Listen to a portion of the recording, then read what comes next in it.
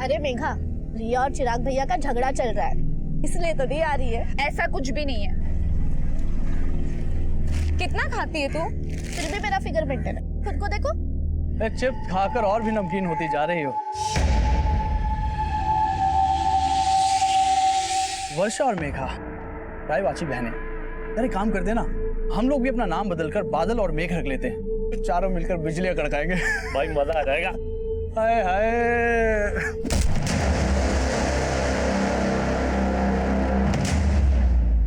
अगर आइंदा मेरी बहनों के साथ बदतमीजी की ना तो जहन्नुम नजर आएगा तुम्हें। चलो।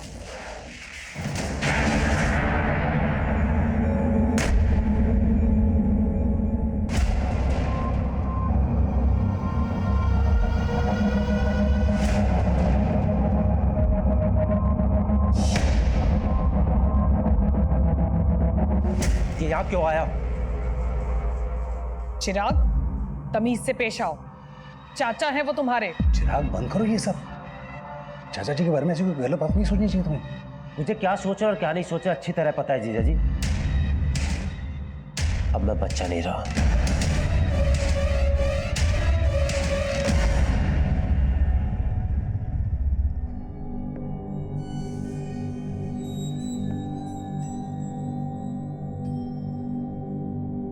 भाई साहब, मेरा मानना है प्रीत रीत से बड़ी होती है। हमारे देवी देवताओं ने हमेशा प्रीत का मान रखा। जी एकदम एकदम 16 आने सच बात बोली आपने। तो इसी बात पर कर देते हैं प्रीत और रीत का संगम। ये लीजिए, आ गई आपकी बहू। दो बेटा, दो दो।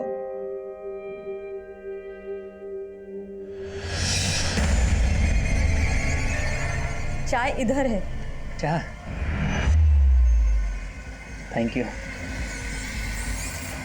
माँ, माँ, मुझे ये शादी नहीं करनी है। जो लड़का शादी से पहले मुझे बाज की तरह से घूर घूर के देख रहा था, वो शादी के बाद पता नहीं क्या करेगा मेरे साथ। ना बाज अपनी बाजीगिरी से बाज आएगा और ना तेरे पापा अपने फैसले से बदलने वाले हैं, समझी? पर ये फैसला मेरी जिंदगी, मेरे सपने, सब कुछ तबाह कर देगा और ऐसा मैं होने नहीं दूंगी। क्या हो रहा है यहाँ पे? क्या होता मचा रखा है? कुछ नहीं पापा, बस कब गिर गया था। कब गिर गया था? सिर्फ कब नहीं फूटा है? लगता है तेरा दिमाग खराब हो गया है।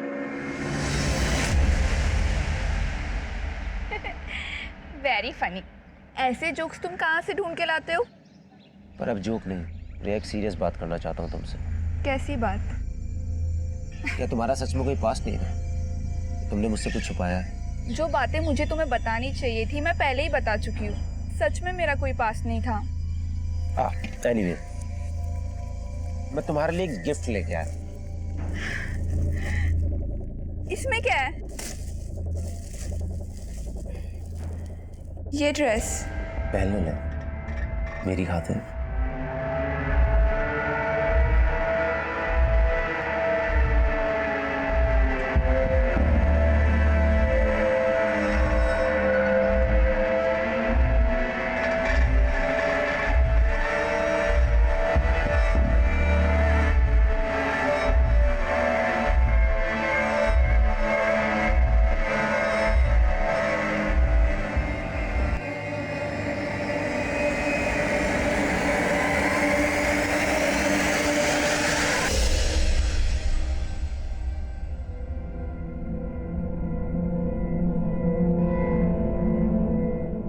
बस बस हो गया, मंडी जाना है मुझे, देर हो रही है।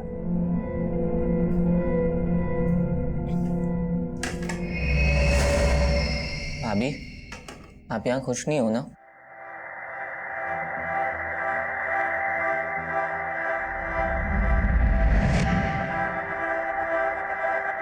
क्यों रे? इसको हमदर्द बनने की कोशिश कर रहे हैं। तेरे इरादे ठीक नहीं लग रहे मुझे। बताऊं क्या राजीव भैया को? तो बता दो ना, मुझे फर्क नहीं पड़ता है।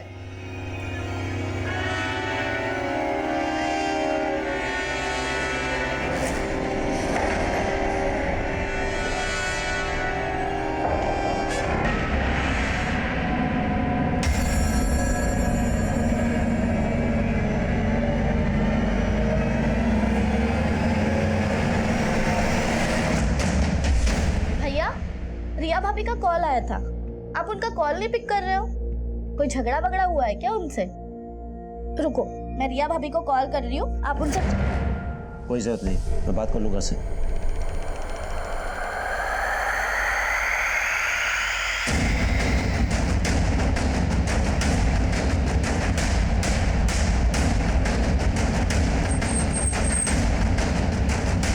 सर, एक लड़के की बॉडी है।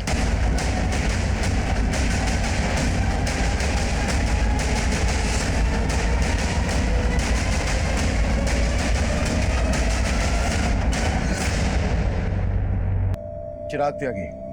सर, इसके वॉलेट में कैश भी मिला है और इसका मोबाइल और घड़ी भी इसके पास ही था। गले में चेन भी है। मर्डर का मोटिव लूट तो नहीं था। देखो आसपास कुछ मिलता है क्या, और बॉडी पोस्टमार्टम के लिए भिजवाओ।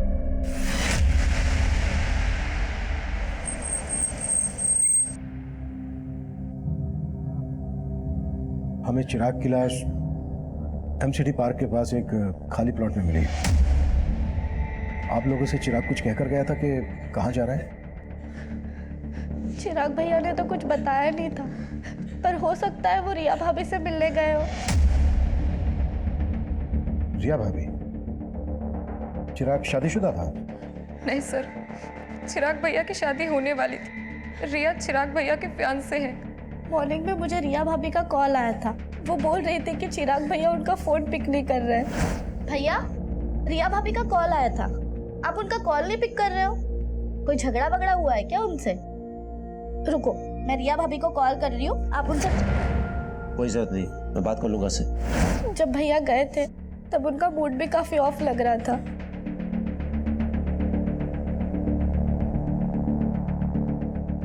आप लोगों को किसी पर शक है जो चिराग का मर्डर कर दे? सर जरूर ये जतिन और उसके दोस्तों ने किया है। सर, कुछ दिन पहले मुझे और वर्षा को भी उनने बहुत परेशान किया था।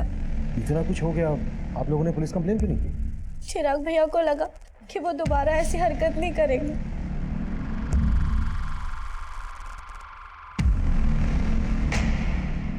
रविंदर, जतिन और उसके दोस्त के बारे में पता करो और उठा लो दोनों को। सर, एक बात है, हमें क्राइम सीन से चिराग का फोन मिला था। हमने फोन चेक किया तो उसको लास्ट कॉल रिया ने किया था। और सर, उन दोनों में करीब 5 मिनट बात हुई है। चिराग की बहनों की बातों से ऐसा लग रहा था जैसे चिराग और रिया के बीच झगड़ा हुआ। इस रिया से भी मिलना पड़ेगा।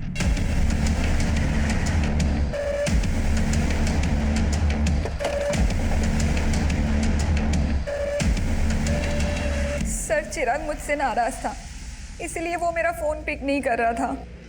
नाराजगी की वजह क्या थी? एक्चुअली मेरे पेरेंट्स का कहना था कि शादी के पहले हमें ज्यादा नहीं मिलना चाहिए, और वो मुझसे मिलना चाहता था। मैंने उसे मना कर दिया तो उसे ये बात बुरी लग गई। चिराग की फोन पर आखिरी बार बात तुमसे हुई थी। क्या बातें हुई थी तुम दोनों के बीच?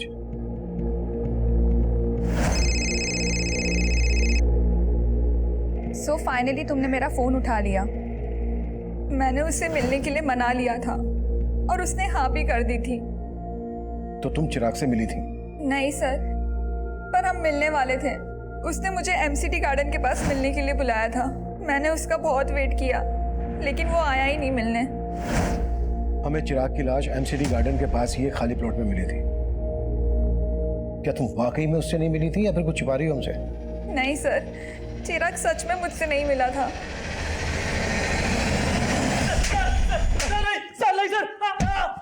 सर नहीं, सर मुझे कुछ नहीं मालूम सर मैंने कुछ नहीं किया सर। तूने नहीं किया तो जतिन ने किया होगा। जतिन कहाँ है? सर जतिन 2 दिन पहले सर कुरुक्षेत्र गया था सर, और सर चिराग का मर्डर तो सर कल हुआ था। सर जतिन ने भी चिराग को नहीं मारा सर। अगर जतिन ने चिराग को नहीं मारा है तो वो अपना फोन बंद करके क्यों बैठा है? और कुरुक्षेत्र में कहाँ है वो? सर मुझे नहीं मालूम सर, मैं सर बोल रहा हूँ सर। नहीं मानेगा नहीं।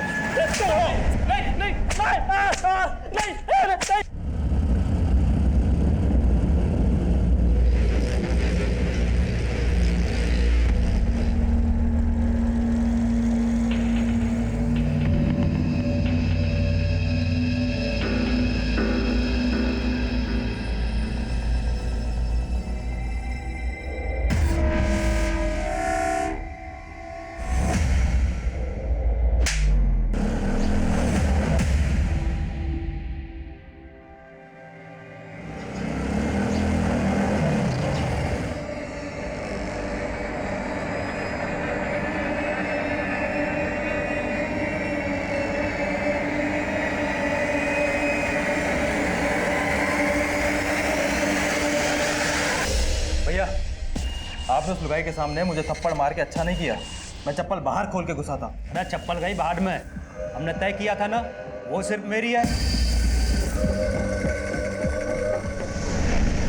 सर, जतिन का फोन चिराग के मर्डर से एक रात पहले से हरियाणा के कुरुक्षेत्र में ही एक्टिव था और अपने दोस्तों की गिरफ्तारी के बाद उसने अपना फोन कुरुक्षेत्र में ही बंद किया था। माना चिराग के मर्डर वाले दिन उसका फोन कुरुक्षेत्र में एक्टिव था, पर यह भी तो हो सकता है कि जतिन तब गाजियाबाद में हो और ये सब एलिबाई खड़ी करने की एक चाल हो। जतिन के लिए लुकआउट नोटिस जारी करो, वो गाजियाबाद में छुपा हो सकता है या फिर कहीं और भी सब। और जतिन के साथ साथ रिया के बारे में भी पता करो। जब चिराग का मर्डर हुआ तब रिया उसी एरिया में थी। हो सकता है उसने हमसे झूठ बोला हो कि वो चिराग से नहीं मिली थी।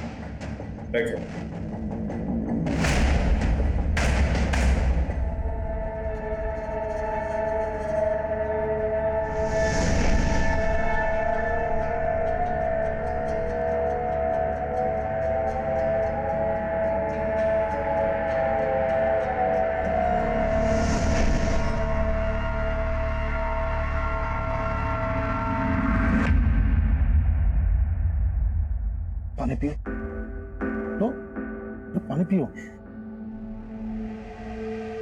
मैं समझ सकता हूँ कि किस्मत ने फिर से एक बहुत बड़ा घाव दिया, लेकिन अपने बाकी के बच्चों के लिए तुम्हें इस दुख से उभरना पड़ेगा ना। ऐसा काम थोड़ी चलेगा। चिराग के जाने के बाद चाचा जी को तो लाइसेंस मिल गया आने का। मुझे कुछ ठीक नहीं लग रहा है।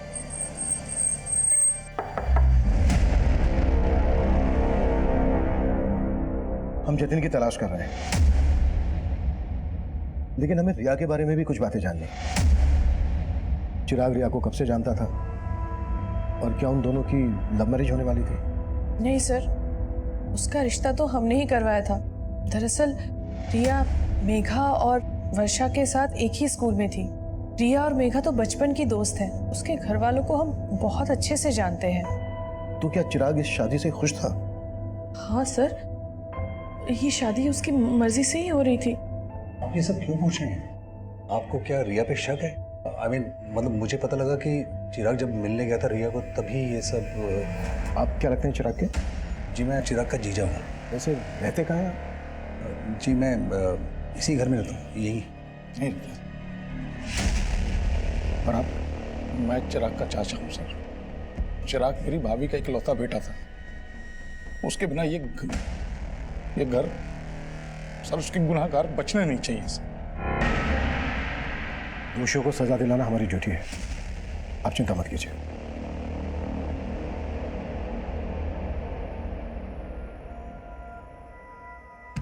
चिराग के चाचा और जीजा को ज्यादा ही कंसर्न लग रहे थे। चिराग के फादर थे नहीं, जीजा घर जमाई। चेक करो कोई पर्सनल या प्रॉपर्टी को लेकर इशू तो नहीं था इन लोगों के बीच।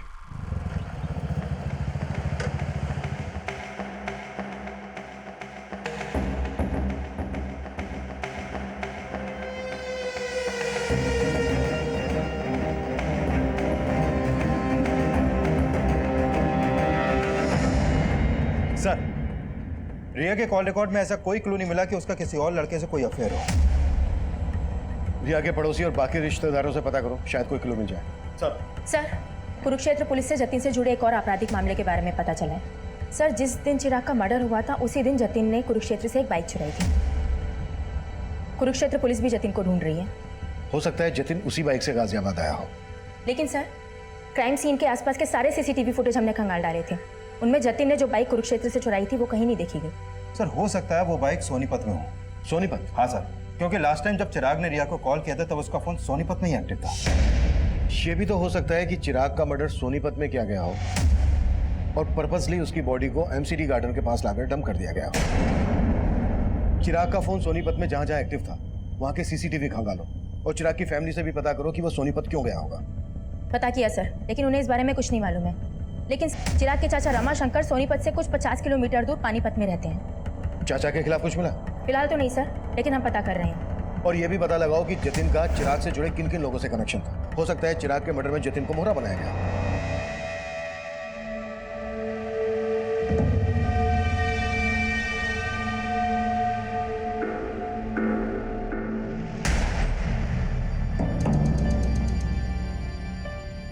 वर्षा, मेघा, ये चाचा जी तो यहीं बस गए हैं। उनका छोड़ो दीदी, आप और जीजा जी कब जा रहे हो? तुझे हमसे क्या प्रॉब्लम है? हाँ, एक मिनट वर्षा, मुझे ना घर जमाई बन के रहने का कोई शौक नहीं है। तुम दोनों को पता है कि मैंने एक फ्लैट बुक किया है। अगर उसका बिल्डर पैसे लेके भागा नहीं होता ना तो मैं तो यहाँ। पिछले 2 साल से जीजा जी आप यही बोल रहे हैं। और दीदी, आपको तो पता है ना अपना फाइनेंशियल कंडीशन कैसा है, इसलिए प्लीज आप दोनों अपने रहने का इंतजाम कहीं और ही कीजिए ताकि हम ऊपर वाला फ्लोर रेंट पे दे सकें। ये घर ना मेरा भी है, तुम मुझे से जाने के लिए नहीं बोल सकती, समझी? बस फिर से तुम लोग उसी बातों पे लड़ने लगे। और मेघा, किसकी नीयत कैसी है ये मैं अच्छे से जानती हूँ, और इन सब बातों के लिए मैं हूँ। लेकिन चिराग भैया ने तो आप पे कभी भरोसा ही नहीं किया, और वजह आप अच्छी तरीके से जानती है। हम चिराग के घर वालों के बारे में पता कर रहे थे और दूसरी तरफ हम जतिन को भी ढूंढ रहे थे, लेकिन हमें जतिन नहीं मिल रहा था जिस पर चिराग की फैमिली शक जता रही थी।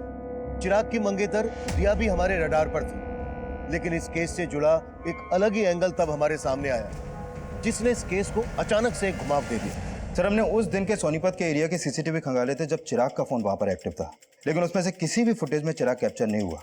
लेकिन सर, उससे एक दिन पहले की एक सीसीटीवी फुटेज में चिराग कैप्चर हुआ था जिसमें वो एक औरत का पीछा कर रहा था। ये देखिए सर।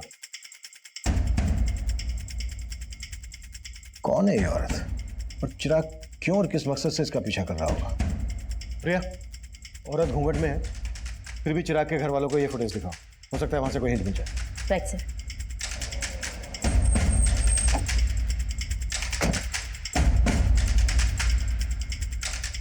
आप जानती हैं ये औरत कौन हो सकती है?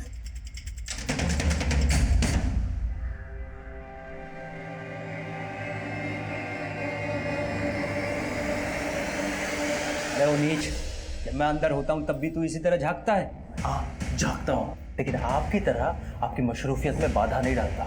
उसे देखिए, इश्क लड़ा रहा है अंदर। तो लड़ाने दे, तेरा क्यों चुल उठ रही है? अरे वो मेरे भोले भैया उस लड़की को हमारे खिलाफ भड़का रहा है।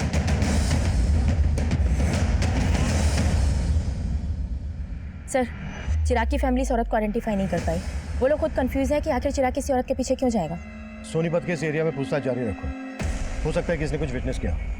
सर, सुजाता के जिस रिश्तेदार ने रिया और चिराग का रिश्ता करवाया था, मेरी उनसे बात हुई। उनका कहना है कि चिराग के मर्डर वाली सुबह उनको रिया की माँ का कॉल आया था और वो रिया से चिराग का रिश्ता तोड़ना चाहती थी, लेकिन उससे पहले चिराग का मर्डर हो गया सर। यानी चिराग और रिया की स्टोरी में कोई और भी एंगल है।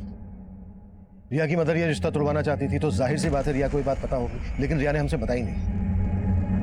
इस रिया से दोबारा मिलते हैं। अरे बाबली, अरे रो क्यों रही है? अरे आज रोने का दिन ना है, आज तो हंसने का मौका है। अरे अपना मुकुल है ना, उसका हैप्पी बर्थडे है और उसे आज मैं अपना दिन तोहफे में दूंगा। सर, मम्मी मेरे कहने पे ये रिश्ता चिराग से तोड़ने वाली थी, लेकिन फिर उसका मर्डर हो गया। मुझे इसलिए कुछ समझ में नहीं आ रहा था कि आप लोगों को ये बात बोलूं या ना बोलूं। समझ में नहीं आ रहा था? क्या फिर जानबूझकर ये बात हमसे छुपाई गई? नहीं सर, ऐसा कुछ भी नहीं है। तो फिर कैसा है? शादी क्यों तोड़ना चाहती थी? सर, एक्चुअली वो चिराग कुछ दिनों से बहुत अजीब बिहेव करने लगा था। पहले वो जब भी मिलता था अच्छी बातें करता था, लेकिन अचानक से उसके बिहेवियर में चेंजेस आ गए। रिया, एक सीरियस बात करना चाहता हूँ तुमसे। कैसी बात? क्या तुम्हारा सच में कोई पास्ट नहीं था? जो बातें मुझे तुम्हें बतानी चाहिए थी मैं पहले ही बता चुकी हूँ। सच में मेरा कोई पास्ट नहीं था। एनीवे, मैं तुम्हारे लिए एक गिफ्ट लेके आया। ये ड्रेस पहन लो।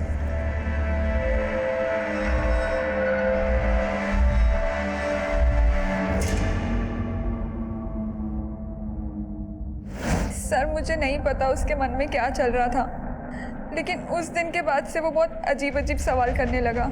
मेरा क्लासमेट कौन था, मेरे दोस्त कौन थे। मतलब उसे तुम पर शक था कि तुम्हारा कोई एक्स है? नहीं सर, ऐसा कुछ भी नहीं है, लेकिन उसके इन सवालों से मैं तंग आ गई थी। मैंने ही मम्मी से कहा था कि मैं उससे शादी नहीं करना चाहती, और फिर मैंने डिसाइड किया कि उस दिन मैं चिराग से मिलकर सब कुछ खत्म कर लूँगी। तो उस दिन चिराग तुमसे मिला था? नहीं सर, मैंने कहा ना, मैं उस दिन चिराग से नहीं मिली। लेकिन चिराग की लाश हमें उसी एरिया में मिली जहाँ तुम उससे मिलने वाली थी। सर, आप कहना क्या चाहते हैं? मैंने चिराग को मारा है? सर, माना रिया के बयान से लग रहा है कि चिराग को डाउट था कि रिया का कोई पास्ट होगा, लेकिन जितना हमने रिया के बारे में पता किया, उससे कहीं नहीं लगा कि रिया की लाइफ में कोई और लड़का भी होगा। लेकिन सवाल यह है कि चिराग को शक क्यों था?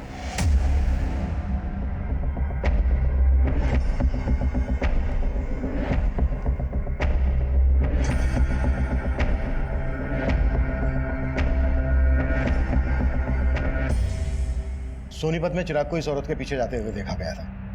हो सकता है इसी औरत ने चिराग के दिमाग में जहर भरा हो। सर, इसका मतलब ये औरत रिया की जानने वाली हो सकती है।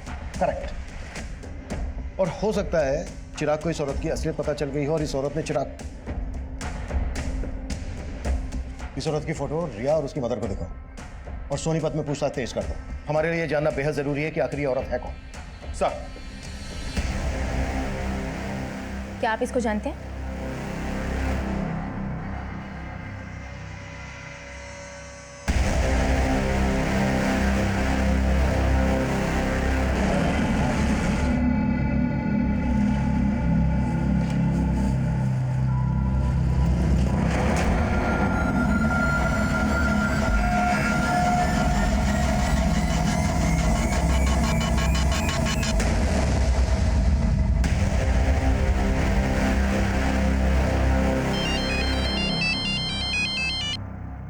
हेलो,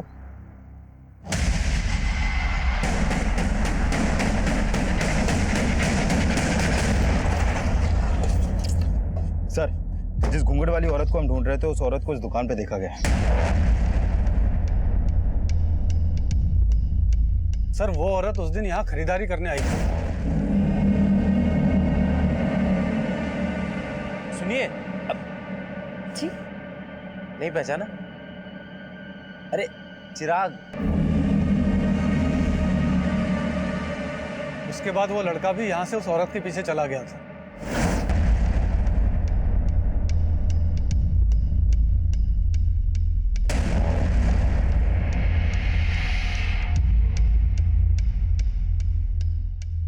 ये औरत पहले भी आती थी? जी सर, 3-4 महीने पहले कभी कभी आया करती थी, लेकिन तब उसकी शादी नहीं हुई थी। उस दिन पहली बार मैंने उसको साड़ी में देखा था। ये रहती कहाँ थी? सर, इसका आइडिया नहीं है। हो सकता है ये औरत यहीं कहीं आसपास रहती हो।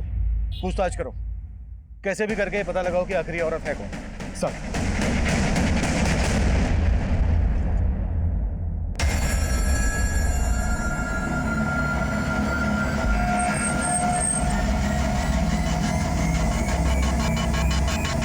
हम सोच ही नहीं पा रहे थे कि उस घूंघट वाली लड़की की चिराग के मर्डर में क्या भूमिका होगी, लेकिन उसी दौरान कुरुक्षेत्र पुलिस से हमें जतिन से जुड़ी एक अहम लीड मिली और आखिरकार हमने जतिन को धर ही लिया।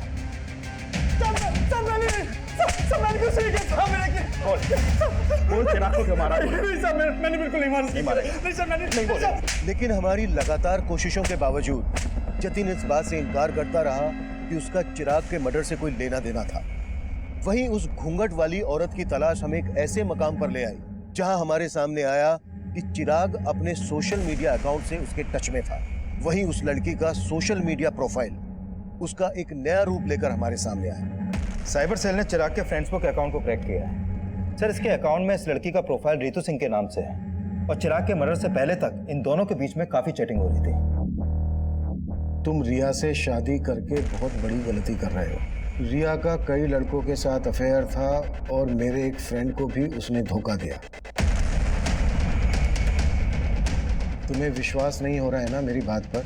मेरे फ्रेंड ने मुझे बताया कि रिया की बेड पर पिल है जो वही जान सकता है जिसका उसके साथ फिजिकल रिलेशन था। सर, यानी ये रितु रिया को भी जानती है और उसके बॉयफ्रेंड को भी।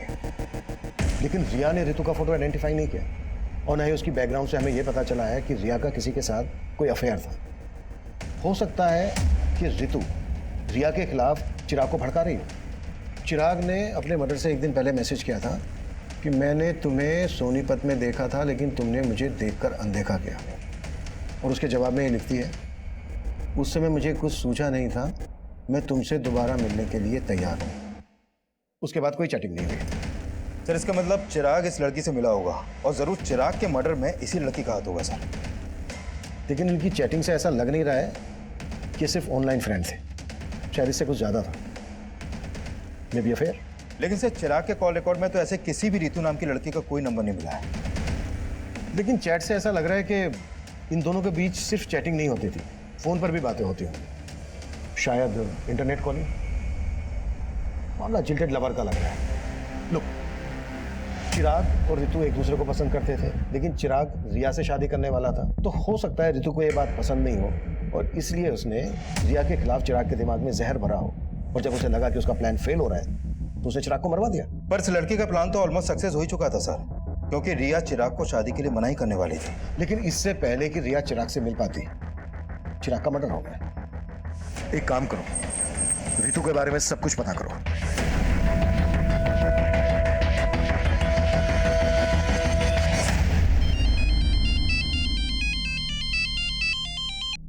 रविंदर सर, उस लड़की के पेरेंट्स के घर का पता चला। उस लड़की का असली नाम छाया है। छाया? लेकिन उसका प्रोफाइल तो ऋतु के नाम से था। है कहाँ ये लड़की? उसके पेरेंट्स ने उससे ज्यादा बात तो नहीं की सर, लेकिन हाँ, पड़ोसियों से पता चला है कि छाया की शादी 3 महीने पहले ही हो गई थी और उसका ससुराल कुरुक्षेत्र में कहीं पर है। लेकिन उसके पेरेंट्स तुमसे बात क्यों नहीं कर रहे हैं? एक काम करो, उसके पेरेंट्स के कॉल रिकॉर्ड्स स्टडी करो, उसमें तुम्हें छाया उस ऋतु का भी नंबर मिलेगा और कुरुक्षेत्र के उसके ससुराल वालों का भी।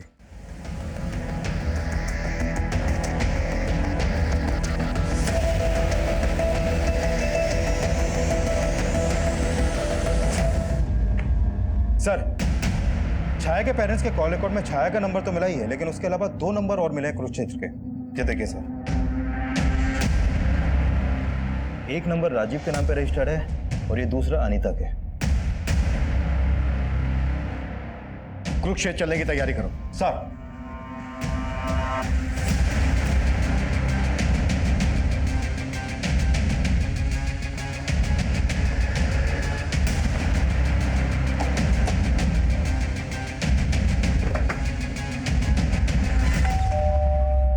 जी, हम छाया से मिलने आए हैं। हमें पता चला है कि उसकी यहीं पर शादी हुई है। जी, वो मेरी बीवी है, लेकिन आप उससे क्यों मिलना चाहते हो?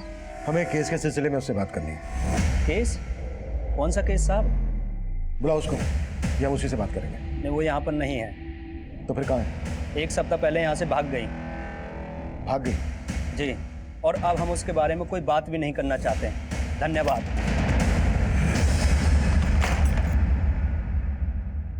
सर, छाया का फोन स्विच ऑफ है।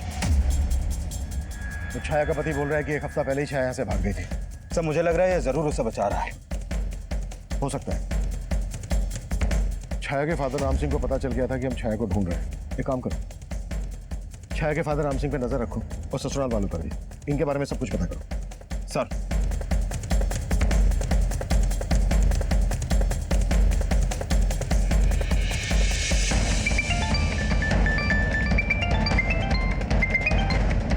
जैन सर। जय हिंद।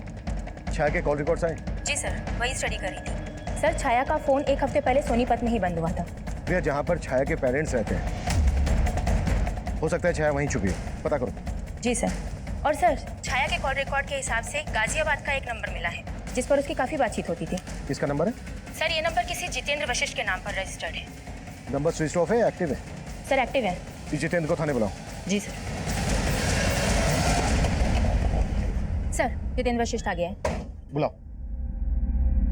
सर, छाया मेरी स्टूडेंट थी। मैं जिस कॉलेज में पढ़ाता था, छाया 3 महीने पहले तक वहाँ पढ़ती थी। 3 महीने पहले तक पढ़ती थी? लेकिन बात तो तुम दोनों के बीच 1 हफ्ते पहले तक हो रही थी। तुम दोनों के बीच सिर्फ टीचर और स्टूडेंट वाला रिश्ता था या फिर? नहीं सर, छाया मेरी स्टूडेंट थी। वो मेरी बहुत रिस्पेक्ट करती थी सर। थी? मतलब अब कहाँ है वो? सर, मैं आपको सब कुछ बताता हूँ। दरअसल छाया एक ऐसे कम्युनिटी से बिलोंग करती है जहाँ एक ही लड़की की शादी परिवार के सभी बेटों के साथ कर दी जाती थी। What? हाँ सर, कुरुक्षेत्र में उसकी शादी 3 भाइयों के साथ हुई थी, लेकिन वो इस शादी के खिलाफ थी। पर उसके पेरेंट्स ने उसकी एक बात नहीं सुनी और वो अपनी तकलीफ मुझसे शेयर करती थी। 1 हफ्ते पहले वो मुझसे नरेला मिलने आई थी। सर, वो अपने तीनों पतियों से तंग आकर वहाँ से भाग आई थी। वो मेरी हेल्प चाहती थी सर। कैसी हेल्प? सर, उसको पैसों की ज़रूरत थी। उसने मुझसे कहा था कि मुंबई में उसकी एक फ्रेंड है जो एनजीओ में काम करती है। मैंने उसे मुंबई जाने के लिए 10,000 रुपये भी उधार दिए थे और फिर उसके बाद वो चली गई। लेकिन फ़ोन तो उसका अभी बंद आ रहा है। सर, मुझे भी ये समझ में नहीं आ रहा है। अच्छा, मुंबई में कहाँ जाने वाली थी वो और किस फ्रेंड की बात कर रही थी? सर, इस बारे में उसने मुझसे कुछ नहीं बताया।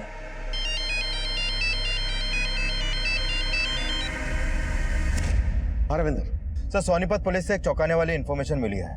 कुछ दिन पहले उन्हें सोनीपत में छाया की लाश मिली थी।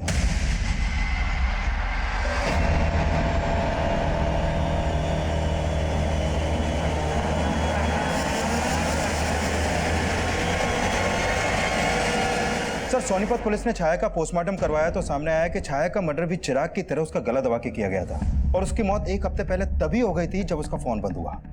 लेकिन जितेंद्र की ये बात सही निकली कि छाया की शादी 3 भाइयों से हुई थी।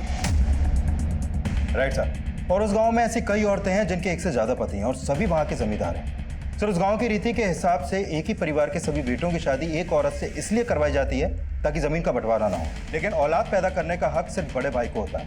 बाकी के भाई उस औरत को सिर्फ एक सेक्स वर्कर की तरह इस्तेमाल करते हैं। सर, छाया इस शादी के खिलाफ थी। हो सकता है चिराग और छाया का शादी के पहले से अफेयर हो। इस बात में सच्चाई नहीं लग रही, क्योंकि चिराग रिया से शादी करने वाला था और छाया चिराग से ऋतु बनकर चैटिंग करती थी। हाँ, एक बार को यह हो सकता है कि छाया के तीनों पतियों को ऐसा लगा हो कि छाया और चिराग का अफेयर चल रहा है, इसलिए उन्होंने पहले चिराग को और उसके बाद छाया को मार डाला। संतोष, बहुत हो गया तेरा 1/3 और हम तेरी हड्डियों के बट्टे खट्टे करेंगे। बोल, क्यों मारा चिराग को, क्यों मारा छाया को? साहब हम तो बोल साहब, हम तो चिराग को जानते भी नहीं थे और छाया तो घर से भाग गई थी साहब। हम सच बोल रहे हैं साहब, हमने कुछ नहीं किया। झूठ ना बोलो साहब, इन दोनों ने ही मारा है छाया को। झूठ क्यों बोल रहा है तू? पीछे रह के बात कर। बोल। झूठ बोल रहे हैं साहब, ये इन दोनों ने ही मारा है। मुकुल को दूसरे कमरे में लेकर आओ। साहब, चिराग कौन है ये तो मैं भी नहीं जानता कि मेरे दोनों भाइयों ने सर जीना हराम कर दिया था उसका। पर शादी तो तूने भी की थी उससे। सर, जैसी जबरदस्ती उसके साथ हुई थी वैसी ही मेरे साथ हुई थी। छोड़ो मुझे। अरे तू चल अंदर, छोड़ो मुझे। बना हैप्पी बर्थडे, और वो भी हमारे सामने, और साबित करके बता कि तू उसका कसम है कि इसका यार। चल कपड़े उतार, चल। क्या बोल रहे हो ये भैया? कपड़े उतार, चल। अरे तू भी उतारना, चल। ला इसे। लेकिन मैं छाया की तकलीफ समझता था, इसीलिए मैंने ही उसे भागने में मदद की थी।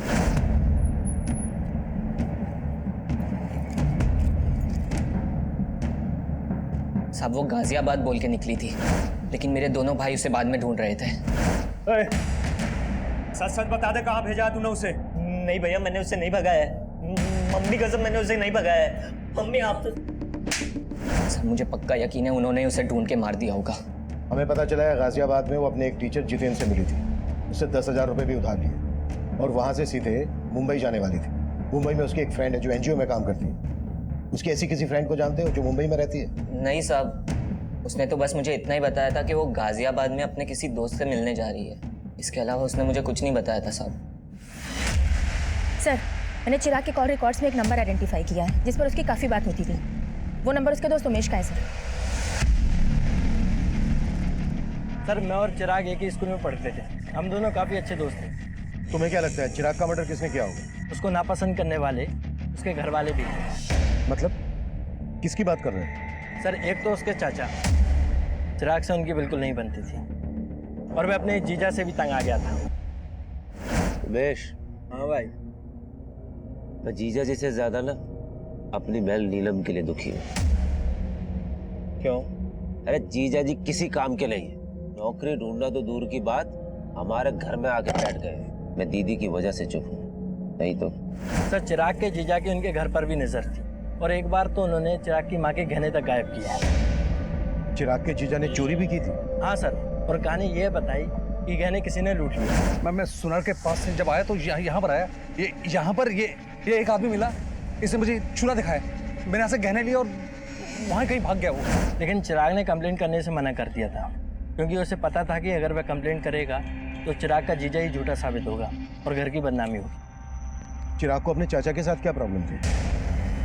सर, आप जैसा सोच रहे हैं सब बिल्कुल नहीं। माना कि चिराग मुझे पसंद नहीं करता, लेकिन सुजाता भाभी में चिराग की जान बसती, तो मैं उसे कैसे मरवा सकता हूँ? चिराग में सुजाता की जान बसती थी और तेरी जान सुजाता में बसती है, इसलिए सुजाता की जिंदगी में जगह बनाने के लिए तूने चिराग को मरवा दिया। क्या सर, जब चिराग का मर्डर हुआ मैं तो शहर में था ही नहीं सर, मैं तो शहर के बाहर था सर। तेरे सारे कांड पता कर लिए हमने, कभी चिट फंड का, तो कभी नकली पेपर्स बनवाकर प्रॉपर्टी का धंधा। बहुत लोगों को चूना लगाया तूने, और वो तू घर बिकवा कर भी नीलम का हिस्सा लेना चाहता था। और तेरे रास्ते का रोड़ा था चिराग। सर आप मेरे और भाभी के रिश्ते को लेकर गलत सोच रहे हैं। दरअसल उमाशंकर भाई साहब कई साल पहले गुजर गए, तो भाभी का ख्याल मेरे अलावा कौन रखता। फिर तेरे बीवी बच्चों ने तुझे क्यों छोड़ा? सब पता कर लिया हमने। उन्हें भी यही लगता है कि तेरा और तेरी सुजाता भाभी का चक्कर चल रहा है। गलत फहमी है सर उनको, जैसे चिराग को थी, और चिराग ने इन सब बातों को तूल दिया सर। और रमाशंकर बाहर निकल। क्या बदतमीजी कर रहा है? इधर आके बात कर। अंदर तो मेरे पाँव के जूते भी नहीं जाएंगे। लास्ट वार्निंग दे रहा हूँ, अगर मेरी माँ से मिला ना तो अच्छा नहीं होगा रमाशंकर। सर इस चिराग की वजह से मेरी फैमिली मुझे शक की निगाह से देखने लगी थी। हो सकता है इसी बात का बदला लिया हो तूने चिराग से।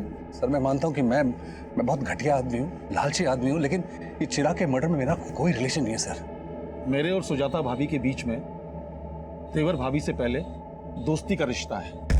मतलब? सर बड़ी भाभी सुनीता की मौत के बाद। अब ये सुनीता भाभी कौन है? सर मेरे भैया की पहली पत्नी।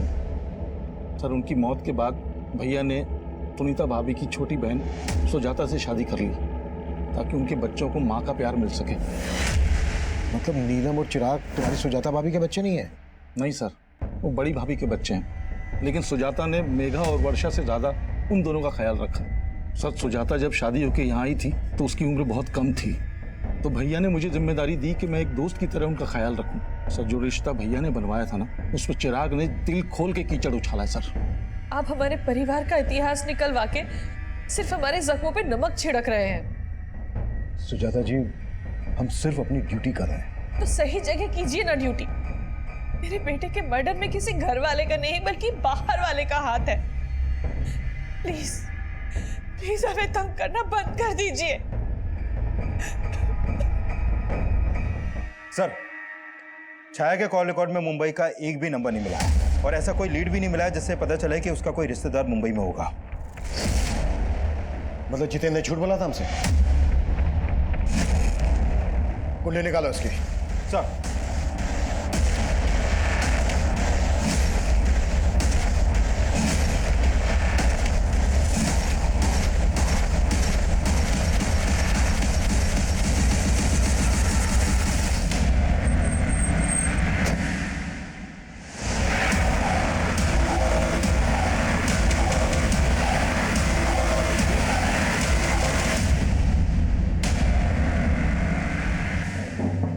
छाया का टीचर, मेघा का लवर। अब ये बोल, छाया को ऋतु बनाने का क्या चक्कर है? पहले चिराग का मर्डर, उसके बाद छाया का मर्डर। ये कहानी क्यों और कैसे रची?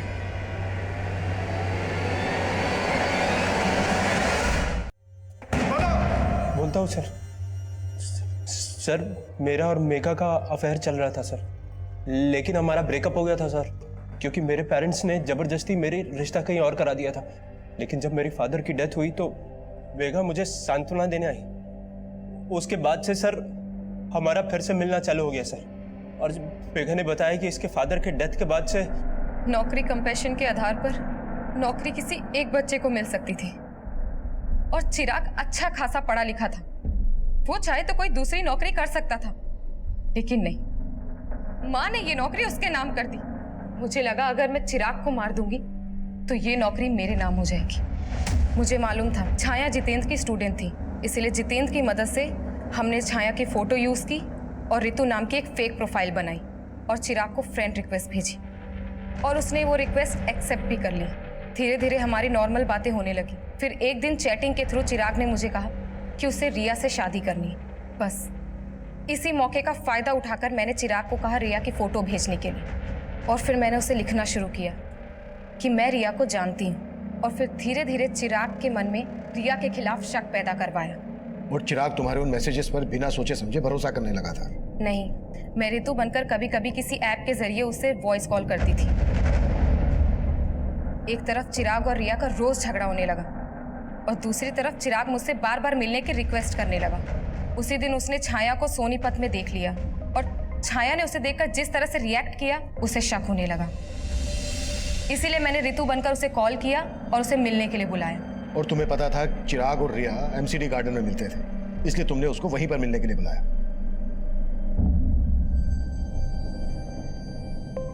भैया, मेघा तू? रिया ने मुझे आपके पास भेजा है। चलिए मैं आपको उसके पास ले चलती हूँ।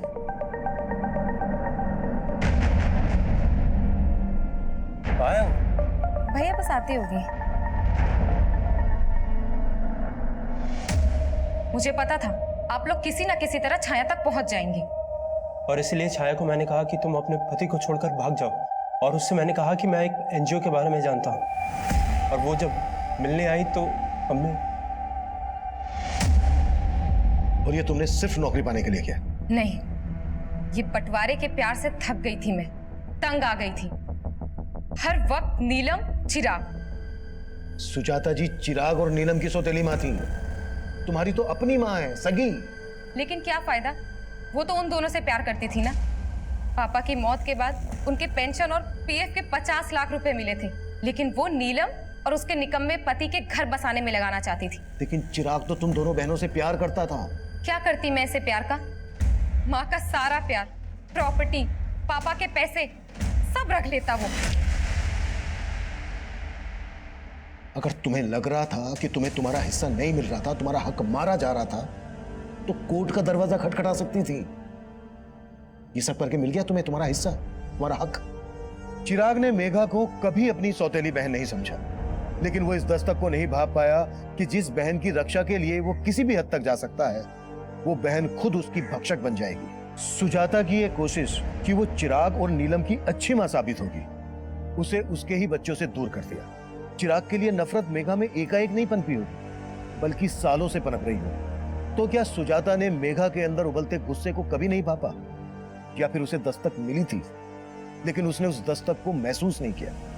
उम्र के हर पड़ाव पर जब जब हम अपना बचपन याद करते हैं, तब तब सबसे पहले हमें हमारे भाई बहन और माता पिता याद आते हैं।